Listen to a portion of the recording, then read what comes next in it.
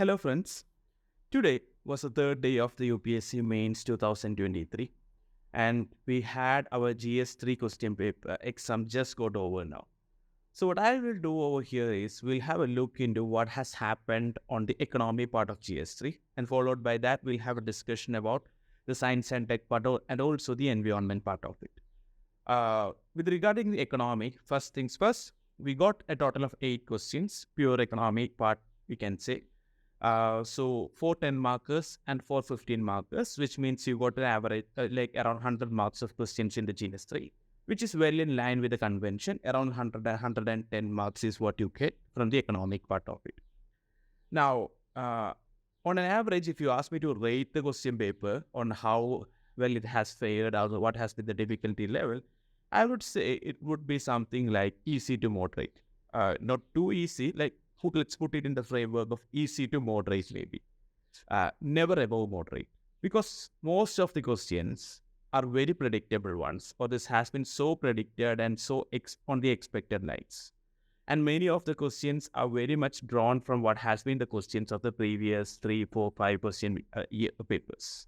And we have question papers coming, questions that can be directly answered from the budget economic survey and this time also, very much in line with what the practice is for UPSC. So you have our 8 questions. So where do you place our 8 questions? So a couple of questions, two questions are related to, one question is explicitly related to GDP. And there is another question which is related to unemployment.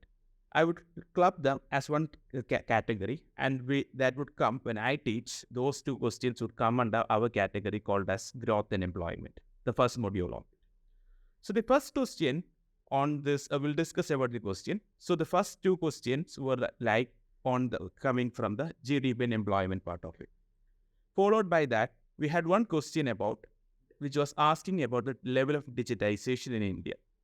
So digitization, even though you might view this as differently from infrastructure, that what you're doing is actually what we are doing is we're creating digital infrastructures.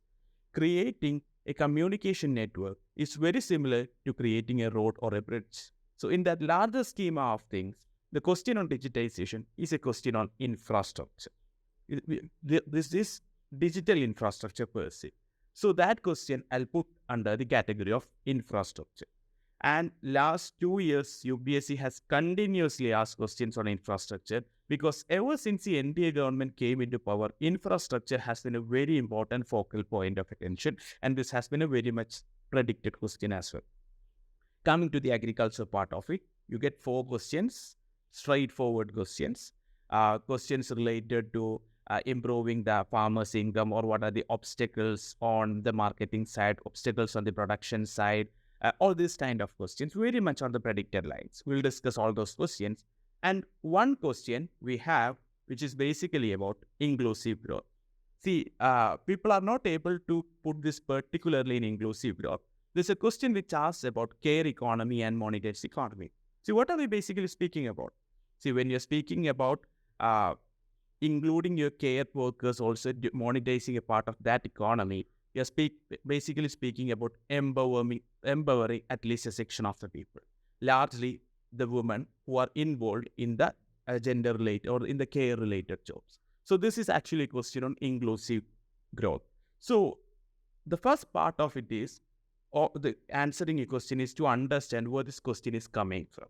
So you have 8 questions, 2 from growth and employment, 4 from agriculture, 1 from industry, and one from infrastructure, and the other from inclusive growth. Now, we'll go sequence-wise in how has the questions been and how it should have been answered in an ideal framework. The first question is something like, faster economic growth requires increased share of the manufacturing sector in GDP, particularly of the MSMEs. Comment on the present policies of the government in this regard. This is a question which we have been expecting for so long. And even in last year's mains, UPSC asked a question about labor productivity. And UPSC asked another question on GDP, potential determinants of potential GDP in the last mains. So a question on this has been, the the most predicted question. Any random faculty on economics or anyone who has been preparing for this should have been able to answer this question very well. Now, how would I structure this question, or how would you structure the question? So the focus is on the government policies in this regard. Or now, how do you start with this question? You have to start with the question with stating the importance of manufacturing sector to the GDP growth of a nation. So you have largely three sectors: the agriculture sector, the industrial sector, and the services sector. Manufacturing is a subcomponent of your industrial sector. And among the industrial sector, compared to the other subcomponents, manufacturing sector gets the highest attention. So that's why the manufacturing sector is so important. Now you have to speak about the importance of the manufacturing sector vis-a-vis the agriculture sector as well as the services sector. So what are the merits of manufacturing sector? It has a relatively higher productivity compared to agriculture sector, but lesser than the services sector.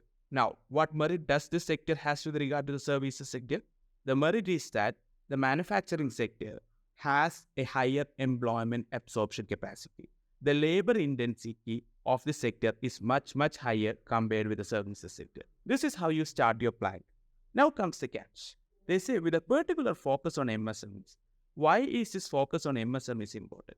See, not all companies or not all manufacturing sector entities have the same level of employment intensity or labor intensity. If you have big MNCs, you have small firms, you have medium-sized firms. Ideally, it's a medium-sized firms where you can employ 30 to 40 people, which can solve India's employment solution. What India needs is not many MNCs. What India needs is relatively larger number of medium-sized firms. That's what the whole argument is. So they ask you, what is the importance of this for India's economic growth? So if you're only able to develop your MSME sector, then there will also be a manufacturing sector growth. In such a fashion, what you will be able to do, you will be able to bring in a higher economic growth. When you bring in a higher economic growth, there is going to be a higher employment, and this employment means a higher income for the people and overall benefits for the economy. This is the whole idea about that. And this much you should put in. Plus, there is a section which asks you about the comment on the present policies of the government in this regard. When India was going through the lockdown, the COVID-induced lockdown, we introduced something called as Atmanirbhar Bharat Abhiyan. Under the Atmanirbhar Bharat Abhiyan, government introduced a set of policies for the benefits of MSME sectors. Emergency credit like guarantee scheme, like the government procuring schemes, all these kind of things. You need to, and also there was a change in the definitions of the MSMEs. So these are the areas that you should focus upon. So you start with the importance of manufacturing sector, then you go on why MSMEs are very important, and then you speak about the government policies. And if possible, if time and space permits, you should also give an idea about how has this sector or manufacturing sector historically fared in India. We have to put it in framework that the level of progress of this sector has been relatively low. That's how you deal with the first question. The second question is, what is the status of digitalization in Indian economy? Examine the problems faced in this regard and suggest improvements. So you give an idea about what a digital economy is. So the digitalization, creating digital infrastructure is about infrastructure development. Yeah, if you had a look at this year's budget, the government had one pillar of the budget was focused on digital economy, or the digitalization, about the creation of digital public infrastructure. So this is why that question is there. It's not a difficult, it's a very predicted question again, because everything that's in the budget is a very important potential area for your question. Now, you have to give an idea about what is the status of digitalization. So the status of digitalization, you have to ideally segment it into different components. So ideally, you can start with the digital payments because that has been one very important government policy plan of the government. You can have a look at how the digital payments has evolved over a period of time. What is the existing status of digital payments in India? We can give the story of the UPI, all these kind of things. That's one part of it. And when you have a look at the government's taxation side of it, now we have all our direct, indirect tax moved on to a digital framework. And as a result of which, what we have more efficient system. We have a system where there is lesser harassment of the taxpayers, all these kind of things. So you can give it. So what is the question asking? The question is basically asking about the status of digitalization. So what you do is you give a stock take of the digitalization. What is happening? Where have we reached on the digital payments? Where have we reached on the taxation system? Where has we reached on the formalization of the economy with regarding to the employment, all this kind of things? Where has we reached on the agriculture? For example, initiatives like the direct benefit transfer, initiatives like the ENA, and where has been reached on the industrial sector. You have the Niti Aayog speaking a whole lot about artificial intelligence, the hub and spoke model, all these kind of things. This is what the status is. Now comes the second part of the question. Examine the problems faced in this regard and suggest improvement. See, on the digital, the greatest problem that we face in our journey of the digitalization drive is the digital divide. That is, you have a section of people, maybe a section of people as like us, who has well-connected internets, and you have multiple devices. And on the other hand, you have other section of the people who are struggling to get an internet connection, or who does not even have a smartphone. So this is the greatest problem. Any aspect of digitalization we're speaking, be it the digital payments, see what is the greatest problem that you face? If there is no internet, if you go to a rural area, this might not work. What is the greatest problem with making your entire economy digital? A surveyor or an enumerator goes to a rural area where there is no internet, they are not able to use that. So the digital divide is the greatest problem with that. And how do you improve that? So the solution for the improvement of that is basically you make sure you give better facilities, you make sure you create digital public infrastructure with a special focus on the rural areas, underdeveloped areas. This is why you need to have something like USOF, the Universal Service Obligation Fund. And this is why you should use that fund in a much more streamlined fashion. One example that you could take is the case of the highway development in India. You had a cess and you collected the money out of that. Now your highway development is at a very good, progressing in a very good fashion.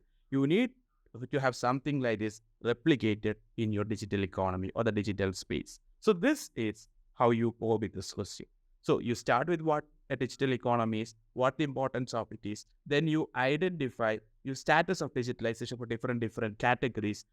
You take it topic wise. The next segment, you identify what are the problems of that and you suggest improvements for that. And your focus should always be on the digital divide. If you forget to use this term, you are going to, it's going to be difficult for the evaluator to give you marks on this. Now comes the next question. How does electronic technology or e-technology help farmers in the production and the manufacturing of agriculture produce? Explain it. See, a part of the second question and third question, there might be a possibility of an overlap, because when I was saying about the second question, I said, what have you done for the digitalization of your second agriculture sector? One, the most important thing is electronic national agriculture market. But here, you have to definitely write about it. So there are two sides to the question. How does electronic technology help farmers in their production? That's one side. How does electronic technology help the farmers in their marketing? So you start the question with the importance or the potential of technology in agriculture, or largely improving the livelihood of farmers. Then you segment your answers, one into the production side of the story, the other one into the marketing side of the story. Now you think, how has it helped with regarding to production? For example, now the farmers have access to a lot of technology tools, they get updates on their mobile phone regarding the weather. They get subsidies to their bank accounts. This is all part of digitalization. Had we not have digitalization or financial inclusion per se, they would not be getting the subsidies directly into their bank accounts. When they get subsidies, it reduces the cost of production, and we are able, the direct benefit transfer is a very more targeted type of benefit that we are giving. So it is we can make sure there are no leakages and there are better targeting of that. So these kind of things you can write. Better extension services, better weather forecasting, also direct benefit transfers, all these kind of things. And also now we are speaking about things like tensiometers and also artificial intelligence in agriculture. So the idea, the way we think about taking the nation is, you put in a whole lot of remote sensing satellites, all this kind of things. You should be able to gauge what is happening in any part of the nation. And uh, this has a very important policy uh, uh, perspective with you as well. If you have a very good system where you are able to know what is being grown in any part of the nation, your policy, agricultural policy, can be framed accordingly. You can think about which crop do you need to promote, which crop do you not need to promote. This is the production side of the story. Now, what about the marketing side of the story? Obviously, ENAM is the most powerful thing. ENAM is actually very revolutionary. Why? Because a farmer in one part of the state or any mandi now has the potential of knowing about the prices in different parts of the nation. It's a very revolutionary initiative. So ENAM should be your focus when you speak about the role of electronic technology in the marketing of the agricultural produce. You can think about other ways you can think about other examples of different parts of the world where people are using aspects like blockchain technology or artificial intelligence to make their marketing better. Or even you can bring in examples of where you have all these new people, relatively younger generation people who are now coming into farming like the organic farming. Organic farming is becoming fashionable these days. Organic farming, horticultural farming, all these kinds of farming. So what you can do is, these people are using the electronic technology. They are using the social media handles to market their produce. So this is only one part of your focus. Shouldn't be on this side. Your focus should be on the average farmer, the small farmers who does not like, for whom eat something like enamel dessert. So that's how you approach that question. Now the next question: state the objectives and the measures of land reforms in India. Discuss how land ceiling policy or land holding can be considered as an effective tool or effective reform under the economic criteria. Straightforward question. You start with what land reform is, what were the objectives of that. You write the measures of land reform, the different measures of the abolition of zamindari, the land ceiling act, security of tenure, all these kind of things. Now the second part of the question is explicitly about land ceiling criteria. So it asks you, is that an effective policy reform? Ideally, you explain what the land ceiling criteria is or land ceiling policy would say and what merit does it has. The whole philosophy behind having something like a land ceiling is to give land to the tiller. Give land to the tiller. So when you have this thing, when you put in this idea, you are able to give land to the farmers and thus you are able to improve the productivity. Now you can resolve with the problems that were associated with absentee landlordism or absentee farming, which was a very big drawback with the zamindari or the permanent settlement system. Now you can answer your question in this language. So how has it been? Has it been effective? It has been effective at least in some states: Kerala, West Bengal, Jammu and Kashmir. Why? One, it was because it was very much connected with the state governments or the state politics was very much in sync with that, but not very successful in other places because of how much the ceiling was kept, how heterogeneous this was. In some states, this was on the basis of household as a criteria. In some states, it was on the basis of individual as a criteria. So has it been effective? So has it been effective was actually a function of how it was actually put into the state. So here you might have to go into a bit of state-wide heterogeneity, at least 2-3 examples of that. Now, that's regarding the 10 markers on economics. Now, we'll have a look into the 15 markers on economics. The question is, 11th question, most of the unemployment in India is structural in nature. Examine the methodology adopted to compute unemployment in the country and suggest improvements. So the question is about structural unemployment. So your introduction should explain what a structural unemployment is. So structural unemployment is basically an unemployment which is a result of a long-term mismatch between demand and the supply. It's not a cyclical, it's not a frictional one. Now you have a demand-supply mismatch that is structural to the system, or structural to the economy. Now, when you put in this definition, and when most of the unemployment is structural, that's what the question says. So structural unemployment has two sides to it. One is the demand side problem or demand side issues. The other one is the supply side issues. Now, you just give a basic idea about what could be the demand side issues. This is where you connect with your first question. Why do we have a structural unemployment in India? because our industrial sector or our manufacturing sector has not grown enough. Our services sector grew, which does not have the employment potential. This is why I put these two questions under the same module. So the supply side solution is this, and about the demand side solution is you do not have adequate entrepreneurs, you do not have adequate MSMEs coming in, and you have a skill mismatch existing. Now, you have to examine the methodology adopted. So you have to speak about who calculates the unemployment rate in India. It's a periodic labor force survey conducted by the NSSO. So you have to think about how they are calculating. So they're calculating it by the usual principal and subsidiary status approach, and also they are doing it on the basis of the current weekly status approach. Now, you give an idea of this system. What is the principal status? What is the subsidiary status? You give an idea about this. Then you have a look into the next part of the question. Is there any problems with this? Yes, obviously there are problems. You are, according to the UPSS approach, you are considered employed if you work for more than 6 months. But still, do you think on an average an Indian will be able to survive if this guy just works for 6 months? Or if this person just for 6 months? That's too low a metric for a developing or a nation like India. So that's a problem. Like our unemployment data might not be a very good reflector of how good your living standard are. And also when you ask for a current weekly status, it has the problem of largely underestimating or unemployment or overestimating your employment.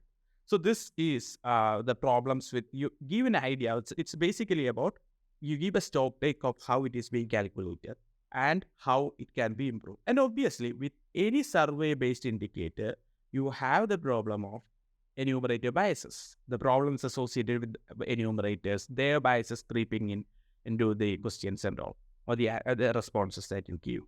Now, another way that you collect unemployment data is through the economic census, where you're collecting data on, this is one part of data, like the NSSO collects data from the labor side. You collect data from two sides. One is you go to laborers and ask what their status has been. That's the NSSO part.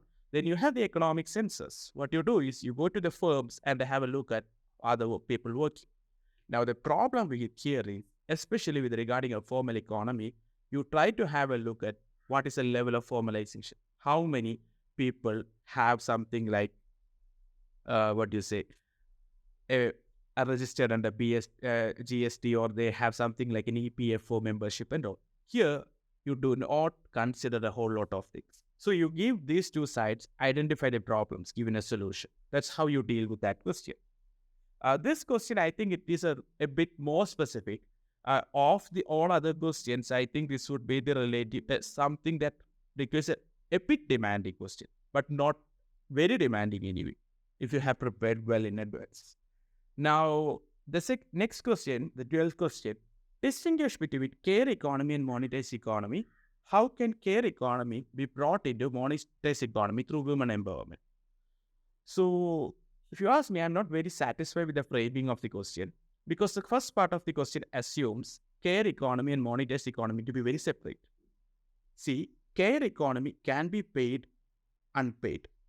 So, care economy in itself can be monetized and non-monetized. But the question assumes care can never be monetized. But however, you give your definition of what a care economy is. That's we're speaking about geriatric care, or maybe speaking about child care, or all this kind of things. Then you say, what about a monetized economy is? Now, how can you bring in this part of the unpaid care economy to the monetized economy?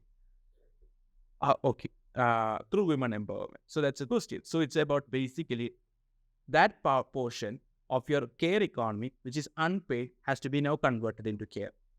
So through women empowerment, what happens is you make your woman go to work. When your woman go to work, you make sure the household responsibilities or the care responsibilities are equally divided between the male and the female.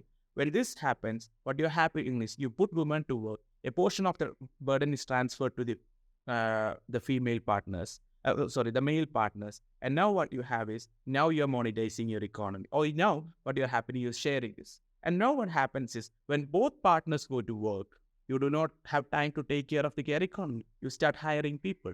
So that means new employment is created. So through women empowerment, what you can do is, a part of the care economy can now be monetized. So women were initially working at home. But now since they're going and working outside, now you need someone to replace these people. So when there is someone who is replacing these people, you put it in that, like there is monetizing, and thus this happening through women empowerment. Now comes the next question. Explain the changes in the cropping pattern in India in the context of changes in consumption pattern and marketing conditions. A very much expected question. So you start with the cropping pattern. What is a cropping pattern? What is the existing cropping pattern in India? What are the problems with India's cropping pattern? Just give a bit of idea about Green Revolution. What Green Revolution has done and what's happened after Green Revolution with regarding our cropping pattern. You give an idea about that. So now we have is rice and wheat. We do not have pulses. We do not have oilseeds. We do not have millets. Now, what are the recent changes happening on this? So changes are happening. Yeah, we are trying to promote oilseeds. We are trying to promote millets. Most importantly, this is International Year of Millets.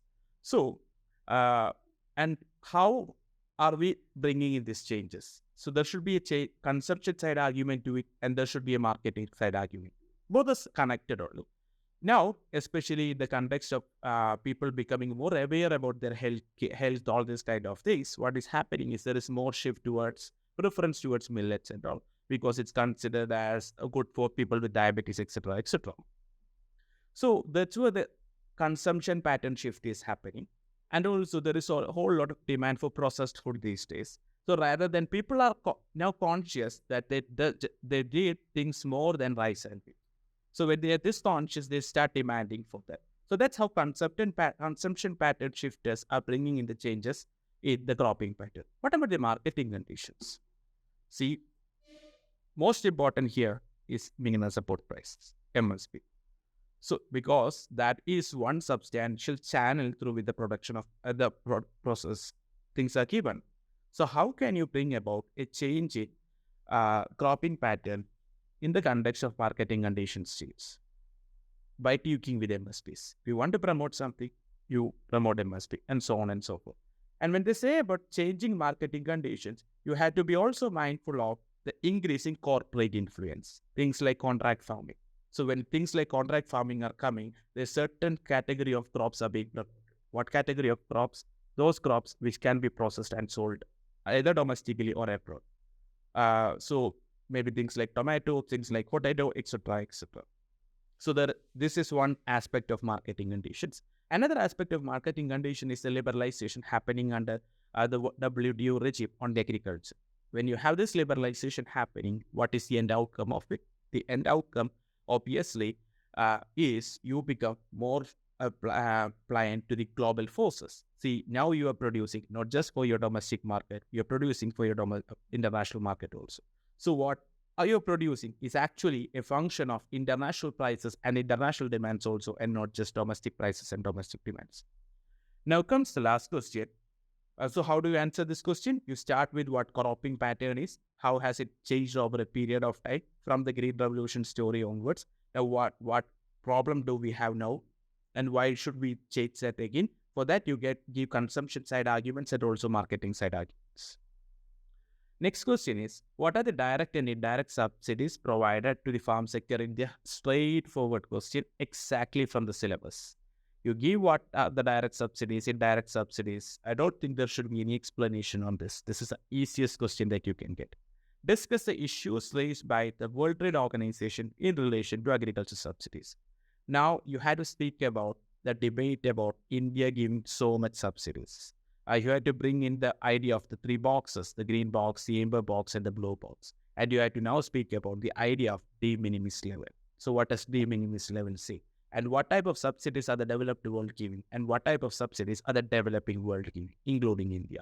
And India has recently crossed its de minimis level. You give the reasons for that. Why? The reasons for that was to make sure there was food security in India and not for any commercial things. So this is a larger issue. And most importantly, when you conclude for this question, you should make sure you should conclude on a note that is favorable to India's position, because that is the right step.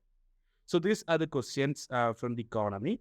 I think apart from one question, which was basically on the strictly asking about how unemployment is calculated, all other questions were very fairly easy. And even that question was on predicted lights. Hope you must have had a good exam. Thank you. The GS3 paper of 2023 is just over today. Now let's look into the paper. I'll be starting with the Science and Technology, Environment and Disaster Management segment first. So the first question in this segment is about artificial intelligence. The question states, introduce the concept of artificial intelligence. How does AI help clinical diagnosis? Do you perceive any threat to privacy of the individual in the use of AI in healthcare? So this is an expected question, especially artificial intelligence is a buzzword now with all the new developments happening around. So people would have prepared for this one. This particular question is the use of artificial intelligence in clinical diagnosis and the privacy and other issues related with it. So people who have prepared would have actually studied about the different applications of AI in fields. So this diagnosis part also would have been covered. And the security part also, it won't be much too difficult for people to handle. So this question was more or less on the expected line. Now let's move on to the next question. Discuss several ways in which microorganisms can help in meeting the current fuel shortage. Now this question is a little bit more specific. The microorganisms and their role in meeting the fuel shortage. So here you need a bit more specific inputs to write this one. Generally about fuels you would have studied the use of new types of fuels other than fossil fuels and all. So with that knowledge, this use of microorganism is a specific area, but with your larger knowledge, you may still be able to manage a larger segment of the question, but a little bit of thinking, a little bit of framing of the question is needed for this particular one. Next one is from the disaster management area. Dam failures are always catastrophic, especially on the downstream side, resulting in a colossal loss of life and property. Analyze the various causes of dam failures. Give 2 examples of large dam failures. So when you study disaster management, when you study different types of disasters, this dam failure also comes in. So if you have covered your portions properly, you will be able to write this one. Make sure that you write specific examples related to this. So disaster management, whenever you study, when you write the causes and other types of disasters, specific instances if you can quote, that always carry weightage. And in this particular question, they specifically asked for it as well. So this is again not a very difficult question, I would say. Let's move on to the another question. What is oil pollution? What are the impacts on the marine ecosystem? In what way is oil pollution particularly harmful for a country like India? So this again is an expected kind of a question, because pollution again is a central topic for UPSC in both prelims and mains. So oil pollution and its impact, especially for a country like India, is very much on the expected lines, and people who have revised would be able to write it well. These are the 10 markers. Now let's move on to the 15 markers in this particular segment. The adoption of electric vehicles is rapidly growing worldwide.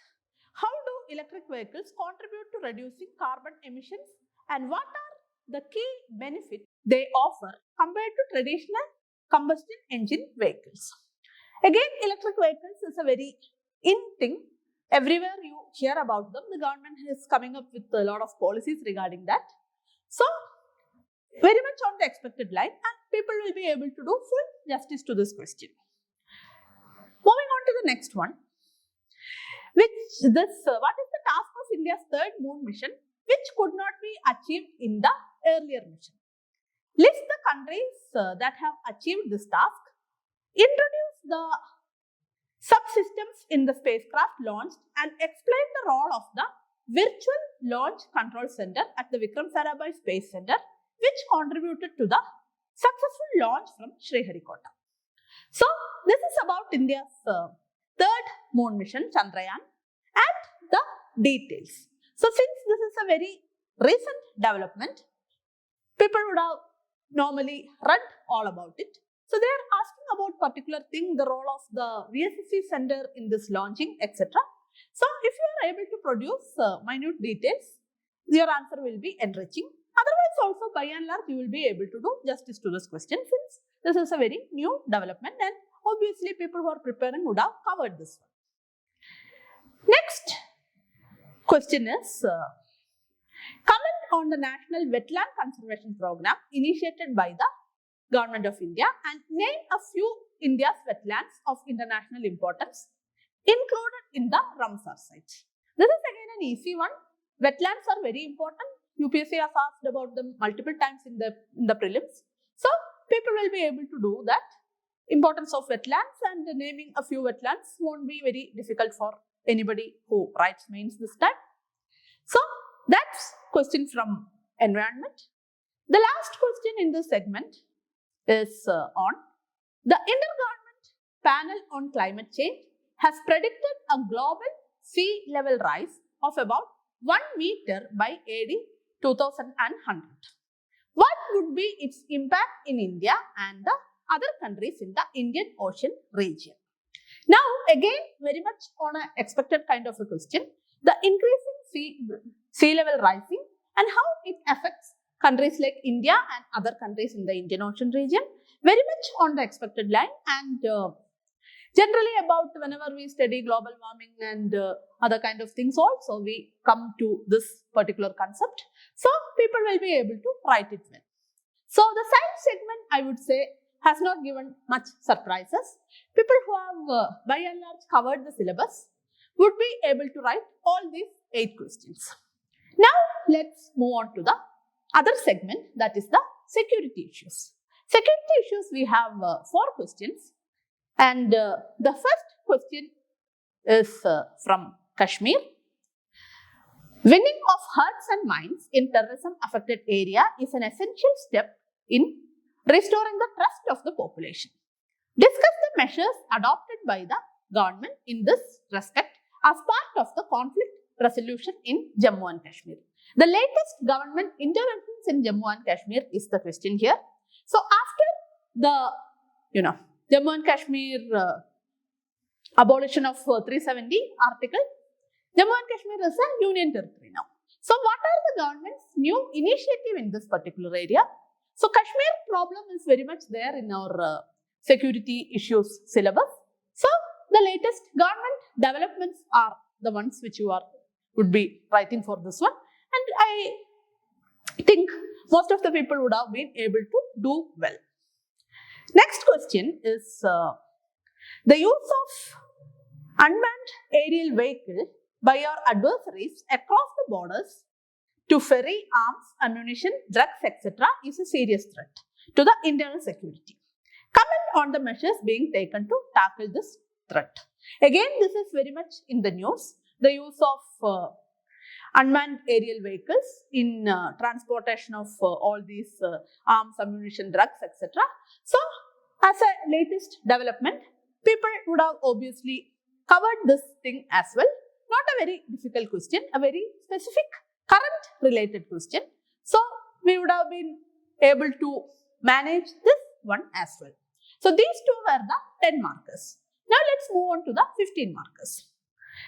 From the 15 markers, there is a very general question next. What are the internal security challenges being faced by India? Give out the role of central intelligence and investigative agencies tasked to counter such threats. So that's a broader one. Rather than concentrating on one particular segment, an overview of the security threats of India and the different agencies who are responsible for tackling the problem. So that's like an overview of our entire syllabus, and it's quite easy to write. The last one from the internal security segment is give out the major sources of terror funding in India and efforts being made to curtail these sources. In the light of this, also discuss the aim and objective of the No Money for Terror conference recently held at New Delhi in November 2022. So, this is about terrorist funding.